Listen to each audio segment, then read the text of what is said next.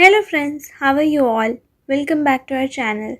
So in today's video, we'll share you the story named Beware of Fake Friends. Okay, so friends, let's start with the story.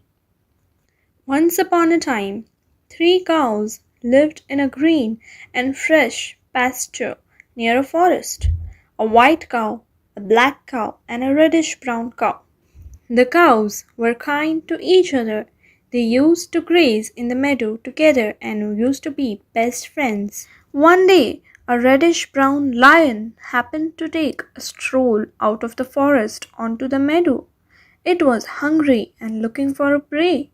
On catching sight of the cows, it became glad but couldn't attack them because they were together. So the lion sat behind a boulder and patiently waited till the cows would separate from each other. However, the cows were too clever to separate from each other. They knew that if they were together, no predator could attack them. The lion lay in ambush nearby for 2 or 3 days. But the cows continued to remain together and wouldn't separate from each other. The lion became impatient. He thought of a plan. He went towards the cow, greeted them, and said, How are you, my friends? Are you fine? I have been busy lately, so could not come and visit you. Today I made up my mind to pay you a visit. The reddish brown cow said, Sir, your coming has really pleased us and brightened our pasture. Both the white and black cows were troubled by what their friend, the reddish brown cow, said and were grieved at his thoughtlessness. They said to each other, Why does this reddish brown cow believe what the lion says? Doesn't it know that the lion seeks other animals only to prey on them? As the days passed by, the reddish brown cow became more and more attached to the lion. The black cow and the white cow advised it against a friendship with the lion, but their efforts were in vain. One day, the lion said to the reddish brown cow, You know that the color of our bodies is dark, and that the color of the body of the white cow is light. You also know that light color is the opposite of the dark color. It will be very good if I eat the white cow so that there will be no difference among us any longer and we will be able to live together well. The reddish brown cow accepted the lion's argument and started talking to the black cow to keep it busy so that the lion could eat the white cow. The white cow was left alone and was killed, while the black and the reddish brown cows were busy in idle talk. 2 or 3 days passed since the lion devoured the white cow. It became hungry again. It called the reddish brown cow. The cow answered, Yes, sir. The lion said, The color of my body and the color of your body are both reddish brown, and black does not go with our color. It will be very good if I eat the black cow so that in this forest we all will be of the same color. The reddish brown cow accepted this argument and moved away from the black cow. The lion attacked and devoured the black cow soon, and as for the reddish brown cow, it was so filled with joy that it didn't know what to do. It roamed and grazed and said to itself, It is only me who has the color of the lion. A few days passed later. The lion was hungry again. It roared and said, Oh, the reddish brown cow, where are you? The reddish brown cow, shaking with fear, went forward and said, Yes, sir. The lion said, Today it is your turn. Get yourself ready. I am going to eat you. The reddish brown cow, with great fear and horror, said, Why, sir? I am your friend. I did whatever you asked me to do. Still, why do you want to eat me? The lion roared and said, I have no friends. How is it possible that a lion makes friendship with a cow? Ha ha ha! No matter how much the reddish brown cow begged and entreated, the lion didn't accept its words.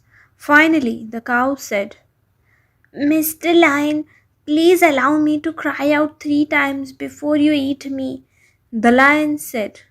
Okay, quickly, quickly. The reddish brown cow cried out. I was eaten the very day the white cow was eaten. I was eaten the very day the black cow was eaten. I was eaten the very day I made friends with the lion. The lion devoured the reddish brown cow very quickly. Then it said to itself, I have finished my job in this forest. Now I had better go to other forests. So, my dear friends, the moral of the story says any group without unity will easily be destroyed. Okay, friends, so our next story is named as Original life is our real happiness. In the south of Spain, there was a small village whose people were very joyful. The children played under the shades of trees in the gardens of their homes. A shepherd boy named Nasir stayed near the village with his father, mother, and grandmother. Each morning he took his herd of goats up the hills to find a suitable place for them to graze. In the afternoon he would return with them to the village. Each night his grandmother would tell him a story, the story of stars. This story really interested Nasser. One of those days, as Nasser was watching his herd and playing his flute, he suddenly saw a wonderful light behind a flower bush. When he approached the bush, he saw a transparent and very beautiful crystal ball. The crystal ball was glittering like a colorful rainbow. Nasser carefully took it in his hand and turned it around. With surprise, suddenly he heard a weak voice coming from the crystal ball.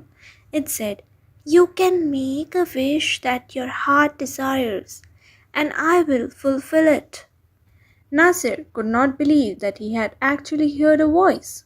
When he made sure that he had indeed heard that voice from the crystal ball, he was very confused.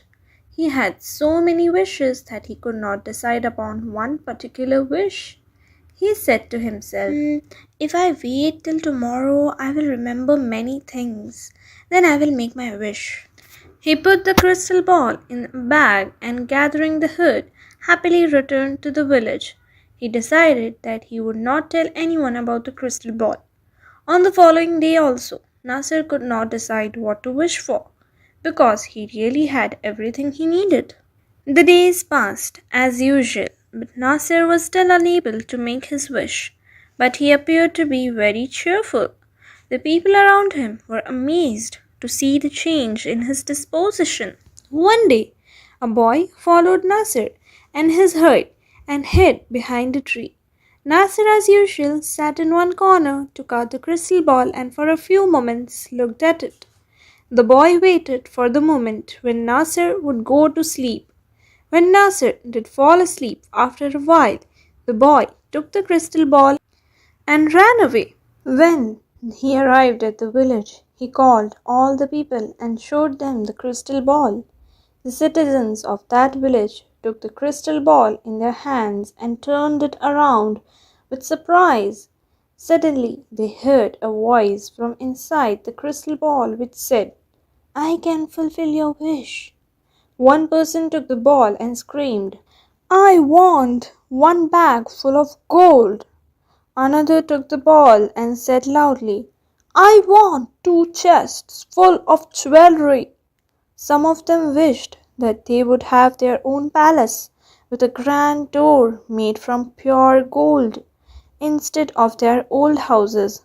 Some others wished for bags full of jewelry. All their wishes were fulfilled, but still the citizens of the village were not happy.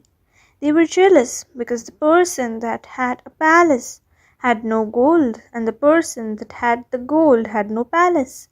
For this reason, the citizens of the village were angry with each other and stopped speaking to each other. The gardens in the village where the children used to play were no more.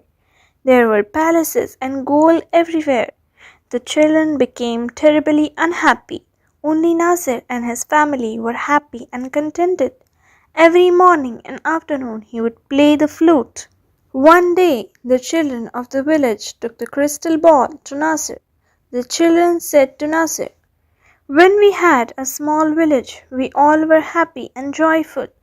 The parents also spoke. They said, "In one way or other, all of us are unhappy. The luxurious palaces and the jewelry only bring us pain." When Nasser saw that the people were really regretful, he said, "Even though the crystal ball asked me to wish for something, I have not done it so far. But if you really want everything to return to its own place, then I will wish for it." Everyone happily agreed. Nasser took the crystal ball in his hand, turned it around, and wished that the village would become the same as it was before. In a moment, the palaces disappeared, the green gardens appeared, and the same old village full of trees was there. Once again, the people started to live happily, and children played under the shade of trees. Nasser continued his contented life every day, playing his flute at sunset. Its sweet sound was heard throughout the beautiful green village. So, the moral of the story says that we should be happy with whatever we have and we should not be greedy.